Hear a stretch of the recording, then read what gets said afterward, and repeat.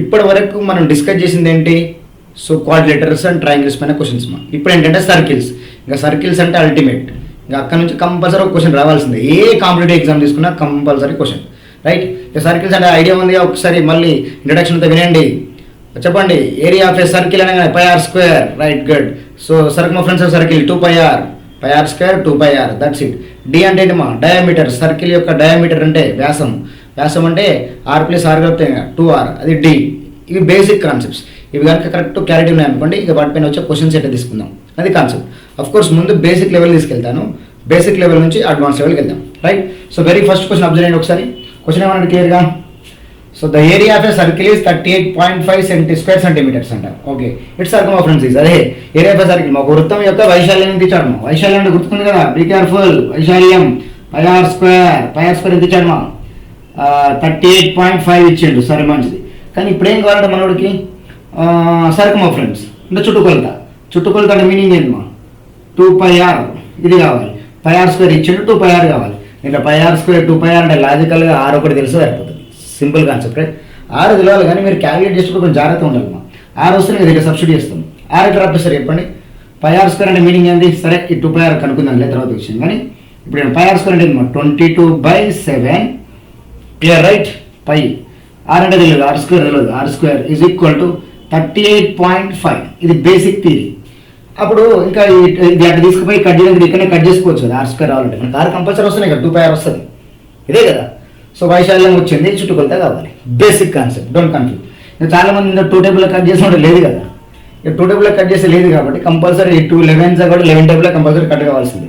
అది కట్ కాకపోతే అసలు ఇవ్వడు క్వశ్చన్. Don't confuse. 11 టేబుల్లో కట్ చేయండి, 11 2s, మరి 11 టేబుల్లో కట్ చేద్దామంటే 11 3s 33 మా. 11 3s 33. కాకపోతే ఇక్కడ 5 ఉంటుంది అంటే 11 5s, కానీ పాయింట్ ఉంది కాబట్టి పాయింట్ పెట్టేద్దాం అంటే 3.5. ఈ 3.5 ఏంటి? So only 2/7 into R square value, right? లేదు అట్లా ఇబ్బంది అవుతుంది అంటే ఆర్ స్క్వేర్ ఇక్కడ ఏం చేయొచ్చు మా? ఇది 2/7 అటు తీసుకెళ్ళండి. ఇక ఈ 35 నేను 3.5 ఏం చేస్తా? 35/10 చేద్దాం మీ కంఫర్ట్ కోసమే. ఇది అటు తీసుకెళ్తే 7/2 అవుతుంది. కానీ నాకు ఆర్ కాదు, ఆర్ స్క్వేర్ కాదు, ఆర్ స్క్వేర్ కాదు, ఆర్ కావాలి.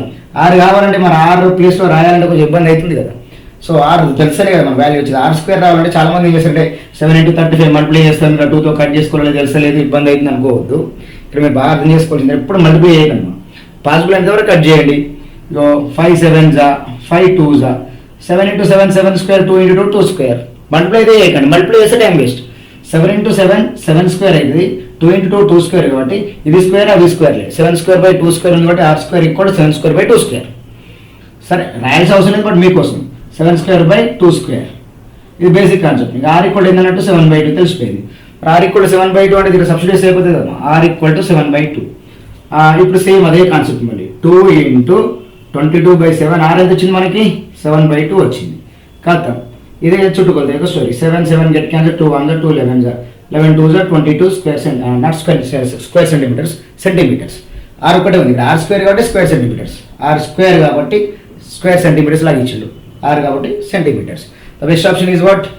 First option 22, right? I hope అర్థమైంది ఇక్కడ. అంటే ఏరియా ఇచ్చిండు, కానీ మనకేం కావాలి? చుట్టుకొలత కావాలి. ఏరియా ఇచ్చి చుట్టుకొలత అనేది ఆర్ తెలిస్తే అయిపోతుంది కదా. నేను చెప్తున్నాను, సర్కిల్స్కున్న పెద్ద పెద్ద పెద్ద బలం ఏంటి? ఒకటే ఒక బలం, ఆర్. ఇక టీటా మరి సెక్టార్ ఎంటర్ అవుతుంది, త్రిజాంతరం ఉంటాం మన తెలుగులో. సెక్టార్ ఎంటర్ అయితే అప్పుడు యాంగిల్తో డిపెండ్ అవుతుంది, కానీ కంపల్సరీ ఆర్ ఒక్కటి తెలిస్తే సరిపోతుంది. మనకు ఒక కీ పాయింట్ ఏంటంటే ఎప్పుడైనా సరే మా ఆర్ రేడియస్ అనే కాన్సెప్ట్ ఎప్పుడైనా సరే 7కి మల్టిపుల్స్ లాగానే ఇస్తాడు, 7తో కట్టేలాగానే ఇస్తాడు. ఎందుకంటే 22/7 అనుకో 7 కింద ఉంటుంది కదా, 7 మల్టిపుల్స్తోనే కనెక్ట్ అయ్యేటట్టు ఇస్తాడు నెంబర్స్ అన్ని. డోంట్ కన్ఫ్యూజ్, ఇది కాంపిటేటివ్ ఎగ్జామ్ కదా. సరే ఇది ఒక క్వశ్చన్.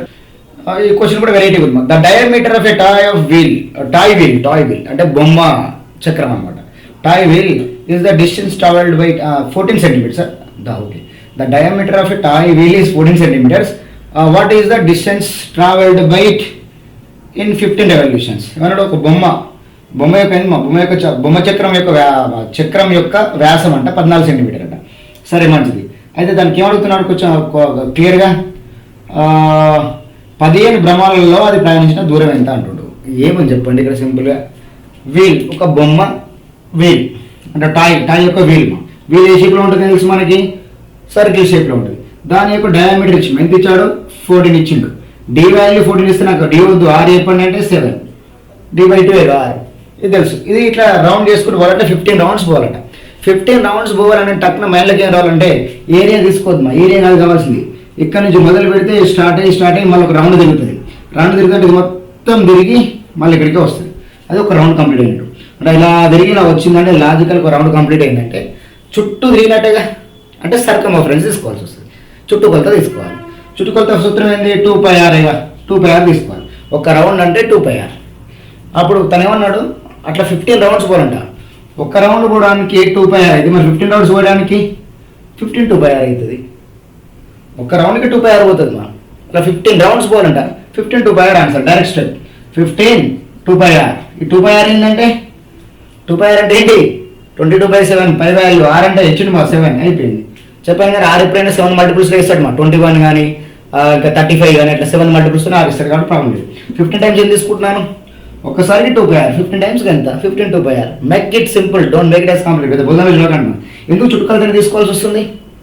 ఎందుకు చుట్టుకొలత తీసుకోవాల్సి వస్తుందంటే ఒక రౌండ్ కంప్లీట్ అయ్యింది అంటే చుట్టూ తిరిగినట్టే కదా. ఆ ఏరియాతో నాకేం పని, ఎంత ఏరియా నాకు అవసరం లేదు. అది ఒక చుట్టూ తిరగాలన్నది కాన్సెప్ట్, బేసిక్ థియరీ. పెద్ద బుధవారం చూడకండి. ఇప్పుడు 15 × 2 × 22/7 ఇంటూ ఆర్ అంటే 7 పోయింది. ఇప్పుడు జాగ్రత్త, అందరూ అనవసరంగా కన్ఫ్యూజ్ అవుతారు. 15 × 2 వేయాలా, 2 × 22 వేయాలంటే చిన్నపిల్లలాగా ఆలోచించకండి, కొంచెం బ్రాడ్గా ఆలోచించండి. 15 ఉంది, 2 ఉంది, 22 ఉంది.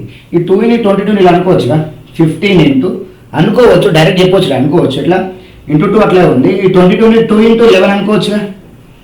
అట్లా ఎందుకు అనుకోవాలంటే మరి 2 2 4 కదా, 4 15 60 కదా. 60 ఉంటే 60 × 11 టైమ్స్ చేయాలి కదా. అంటే ఫాస్ట్గా ఆలోచించి ట్రై చేయండి. 2 2 4, 4 15 60 వస్తుంది. 60 11 అబ్బో 60 ఎక్కువ రాదంటారు. ఎందుకు కుంపదీసి 6 టేబుల్ 0 ఉంటుంది, లేకుంటుంది 6 11 66 అంటే 660 0 ఉంటుంది కాబట్టి ఆన్సర్ 660. అట్లా అంటే చాలామంది ఏకదంగా ఆలోచించారు. అప్పుడప్పుడు ఇంకా 15 2 30 30 22 అని ఇట్లా బాధలు పడుతుంటారు. అట్లా కాదు, స్ప్లిట్ చేయండి. ఇట్లా 15 ఈ 2 ఉంది, ఇంకో 2 ఉంటే బాగుంటుంది. 2 2 4, 4 15 60 వస్తుంది. 60 11 66 వస్తుంది. 0 ఎట్లా ఉంటుంది కాబట్టి 660 సెంటీమీటర్స్. Make it simple. ఎవరు అర్థమైంది అనుకుంటా. ఒక రౌండ్కి 2πr, 15 రౌండ్స్కి ఎంత? 15 × 2πr. That's it. సో ఇది ఒక క్వశ్చన్. ముందు నేను బేసిక్ లెవెల్ తీసుకెళ్తున్నాను. ఈ బేసిక్స్ కొంచెం స్ట్రాంగ్ అయినాక అడ్వాన్స్ లెవెల్కి వెళ్దాం. Right, let's go for the next question. ఈ క్వశ్చన్ చూడండి, కొంచెం వెరైటీ ఉంది. అంటే ఎట్లా అంటే ఏ can go round a circular path 8 times in 40 minutes. Okay, if the diameter of the circle is increased by 10 times the original diameter, 10 times the original diameter, the original the time required by A to go round the now path once traveling at the same speed. ఏ లేదు, ఇది same కాన్సెప్టే, కాకపోతే అక్కడ ఏం ఇవ్వలేదు. ఏమన్నాడంటే ఒక్క ఏకేన్ గోయ్ round అంటే ఒక వృత్తాకార మార్గాన్ని ఎన్ని నిమిషాలు అంటాము? 40 నిమిషాల్లో 8 సార్లు తిరుగుతుందట. ఆ వీల్ రేడియస్ ఎంత ఉందో ఎట్లుందో మరి ఇందాకున్న క్వశ్చన్ లాగానే సేమ్. అంటే ఇప్పుడు ఇది ఒక వీల్ అనుకోండి. ఇది ఇప్పుడు ఒక రౌండ్ కంప్లీట్ చేయడానికి మనకు టైం తెలియదు, కానీ అట్లా 8 రౌండ్స్ కౌంట్ చేయాలంట. 8 రౌండ్స్ కంప్లీట్ చేయడానికి 40 minutes టైం పడుతుంది. 40 minutes టైం పడుతుంది. ఆ రేడియస్ తెలియదు మనకి, కానీ ఆ రేడియస్ కాస్త మనోడు ఇప్పుడు 10 times చేసిండు. అంటే అది పెద్ద అయింది, వీలు చాలా పెద్ద అయినట్టుగా. అట్లా 10 hours తీసుకోండు. అట్లా 10 hours తీసుకుంటే ఒక్క రౌండ్ కంప్లీట్, ఒకటే రౌండ్ కదా, కొత్త మార్గాన్ని ఒక చుట్టూ తిరగడానికి, అంతే చుట్టూ తిరగడానికి ఎంత టైం పడుతుంది అప్పుడు. ఇలా 6 ఉన్నప్పుడు 8 రౌండ్స్ కంప్లీట్ అయితే 40 minutes పట్టింది. ఓకే, ఒప్పుకుందాం. అప్పుడు ఇట్లా 10 hours అంటే ఈ 6ని 10 times పెంచి మళ్ళీ తిప్పమంటాడు, ఒకటే రౌండ్ తిప్పమంటాడు. 8 రౌండ్లు కాదు, ఒకటే రౌండ్ తిప్పమంటాడు. అప్పుడు మన ఆన్సర్ ఏంది అనగానే కన్ఫ్యూజ్ అవుతారు చాలామంది. కన్ఫ్యూజ్ అవ్వకండి. అసలు ఇది 8 రౌండ్స్ కంప్లీట్ చేయడానికి 40 minutes పట్టిందంటే ఎక్కువ టైం పడితే ఎక్కువ రౌండ్స్ తిరుగుతుంది, తక్కువ టైంకి తక్కువ రౌండ్స్. ఇక్కడ స్పీడ్ సేమ్ అయినంట. ఓకే, స్పీడ్లు సేమే. సో వాట్, హ్యాపీగా ఒక రౌండ్ తిరగాలంటే ఎక్కువ డిస్టెన్స్ పోవడమ్మా. ఒక రౌండ్ తిరిగామంటే ఇది తక్కువ డిస్టెన్స్తో పోతుంది, అదే 10 hours అంటే ఎక్కువ డిస్టెన్స్ పోతుంది అనేది కాన్సెప్ట్. డైరెక్ట్లీ ప్రపోర్షనల్ స్పీడ్కి ఎక్కువ స్పీడ్ అనేది కాన్స్టెంట్ కదా. ఎక్కువ డిస్టెన్స్ పోవాలంటే ఎక్కువ టైం పడుతుంది, తక్కువ డిస్టెన్స్ పోవాలంటే తక్కువ టైం పడుతుంది. Directly proportional, right? Speed constant కాబట్టి ఇది బేసిక్ ఐడియా. బుధులను చూడకండి, వేగం సమానం. అటు పోయినా ఎటు పోయినా వేగం అదే ఉంటుంది కాబట్టి ఎక్కువ దూరం పోవాలంటే ఎక్కువ టైం, తక్కువ దూరం పోవాలంటే తక్కువ టైం. మరి ఇక్కడ 8 రౌండ్స్ పోవడానికి 40 minutes పట్టింది కదా. Single step answer, don't confuse. పెద్ద బుధంలో చూడకండి. ఆర్తో నాకు పని లేదు. రైట్ వినండి, 8 రౌండ్స్ పోవడానికి 40 minutes, అది ఇది ఆర్. 8 రౌండ్స్ పోవడానికి 40 minutes పడితే మరి ఒక్క రౌండ్ కంప్లీట్ చేయడానికి ఇద్దామా 5 minutes పడుతుంది. ఒక్క రౌండ్ 5 minutes ఎందుకు పడుతుందంటే అది జస్ట్ ఆరే ఉంది కాబట్టి. మరి అక్కడ 10 hours వచ్చింది కదా. అంటే 6 ఉన్నప్పుడు ఒక్క రౌండ్ ఫినిష్ చేయడానికి 5 minutes పట్టింది. మరి అక్కడ 10 hours అంటే దాని రేడియస్ పెద్దగా అయింది, పెద్ద వీల్ కదా, చిన్న వీల్ తిరగాలంటే 5 minutes పడుతుంది ఒక రౌండ్కి. మరి పెద్ద వీలు 10 times ఉంది రేడియస్ కాబట్టి 2πr వాల్యూ తిరగాలి అంటే మళ్ళీ దీనికి కంపల్సరీ 10 times కావాల్సిందేగా. 6 పెరిగింది, ఒక్క రౌండ్కి 5 minutes అయితే అది 6తో 10 hourతో ఒక్క రౌండ్కి 5 minutes ఎప్పుడు 6తో 10 hourతో 15 minutes అంతే. 5 × 10 times తీసుకోవాలి, answer 50 minutes.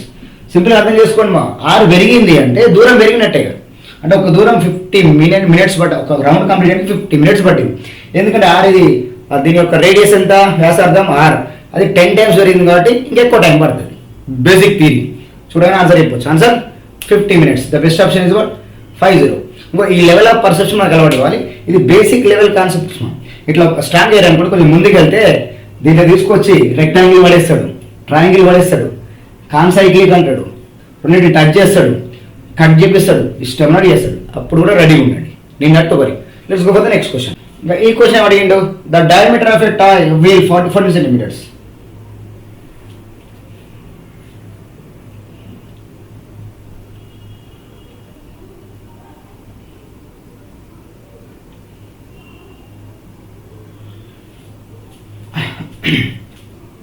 Of course, easy question.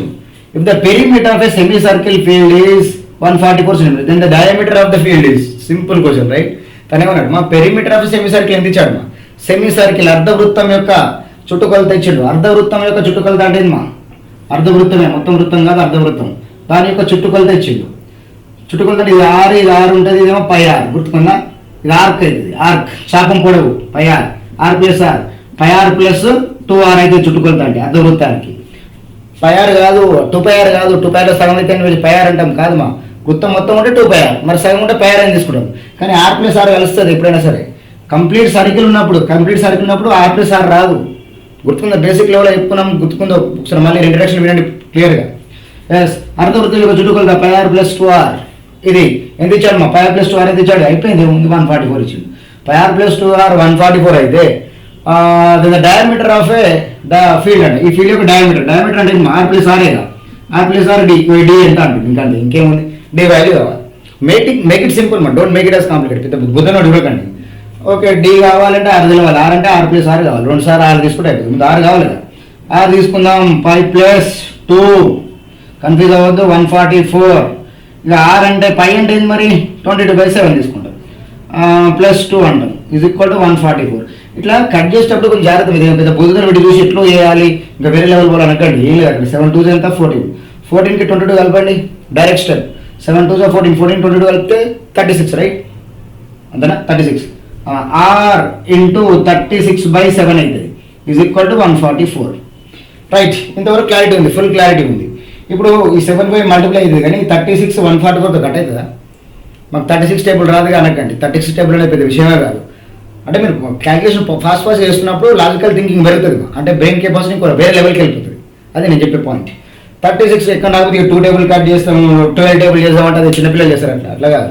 36 double చేయండి 72. ఎందుకండి 36 double 72, 72 double 144. 6th 7th class 8th class పిల్లలు కూడా చెప్తారు టక్కున. 36 డబుల్ చేసిన అంటే 4 times చేసిన, 36 4 times కట్ అయిపోయింది. అప్పుడు 4 7 ఎంతమ్మా 28 వచ్చింది. r వాల్యూ 28 వచ్చింది, అయిపోలే. r వాల్యూ 28 అంటే ఆన్సర్ 28 కాదు, r + r కావాలి నాకు. d వాల్యూ ఎంత 28 + 28 ఎంతమ్మా 56. ఇదే ఆన్సర్, సింపుల్. అంటే ఇవి basic level. Basic level questions ఇట్లా ఉంటాయి. ఇట్లా అంటే బేసిక్ స్టాండ్ అయ్యాయి అనుకోండి, ఇంకా హై లెవెల్ తీసుకెళ్ళాం అనుకో, అప్పుడు ఎలా రియాక్ట్ అవుతారని కాన్సెప్ట్. మళ్ళీ ఇక్కడ r ఎట్లా ఏంటిది, 2π ఏంటిది ఒకసారి బేసిక్స్ అంటే ఇంట్రడక్షన్ క్లాస్ మొత్తం వినండి, అప్పుడు మీకు ఒక గ్రిప్ వస్తుంది. అంతేగాని టక్క మీరు ఎంజాయ్ చేయకండి ఇట్లా, రైట్? ఐ హోప్ చెప్పింది అర్థమైంది అనుకుంటా. ఎనివే ఇంకా ఇక్కడ నుంచి హై లెవెల్ తీసుకెళ్దాం. కొంచెం బేసిక్ కాన్సెప్ట్ అర్థమైందిగా.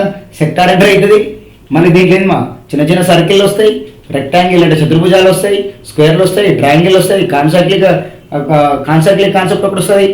ఇలా ఏ వచ్చినా కూడా డీల్ చేయొచ్చు షూర్గా. వీటిపైన మళ్ళీ ఇవన్నీ అయిపోయిన అప్లికేషన్ పార్ట్ అంతా అయిపోయిన తర్వాత మళ్ళీ జామెట్రీతో దీన్ని కంపేర్ చేయకండి. జామెట్రీని టోటల్లీ సైంటిఫిక్ థియరీ, రైట్? ఇక్కడికి వచ్చేసరికి మాత్రం వాల్యూస్ ఇస్తే టక్కున ఆన్సర్ చెప్పాలి. జామెట్రీలో మాత్రం టాంజెంట్ అంటాడు, కర్డ్ అంటాడు, ఇష్టం అంటే మ్యానిపులేట్ చేస్తాడు. అప్పుడు కూడా చెప్పొచ్చులేండి. మీరు ఎట్లా అంటే ఏ వింగ్ని ఎట్లా చూడాలనేది పాయింట్. ఇక్కడ ఉన్న సిచ్యువేషన్ ఏంది, ఆ సిచ్యువేషన్ దగ్గర మీరు రియాక్ట్ అవ్వాలి కదా. ఇక్కడ కొంచెం జామెట్రిక్ లింక్ పెడతా అంటే అది స్టోరీ వేరు, మళ్ళీ డిఫరెంట్. ఇది కమర్షియల్ మ్యాథమెటిక్స్, దీంట్లో వాల్యూస్ ఇస్తాడు, అవుట్పుట్ ఇవ్వాలి. కానీ జామెట్రీకి వచ్చేసరికి నాలెడ్జ్ బేస్డ్, అక్కడ మీకు మొత్తం ఫుల్ నాలెడ్జ్ ఉన్నప్పుడే దాన్ని కనెక్ట్ అవుతాడు, రైట్. దీన్ని మిక్స్ చేసి అది చేస్తా ఇది చేస్తాం అనే కాన్సెప్ట్ కాదు. సిచ్యువేషన్ బట్టి ఫిజిక్స్ చదవడం వేరు, కెమిస్ట్రీ చదవడం వేరు, మ్యాథ్స్ చేయడం వేరు కదా. ఇది బేసిక్ కాన్సెప్ట్. ఒక సబ్జెక్ట్ నువ్వు ఎట్లా కనెక్ట్ అవుతున్నది పాయింట్. సబ్జెక్ట్ నా సబ్జెక్ట్ దృష్టిలోనే చూడాలి, రైట్. ఎవరు అర్థమైంది అనుకుంటా. Anyway let's go for the next level.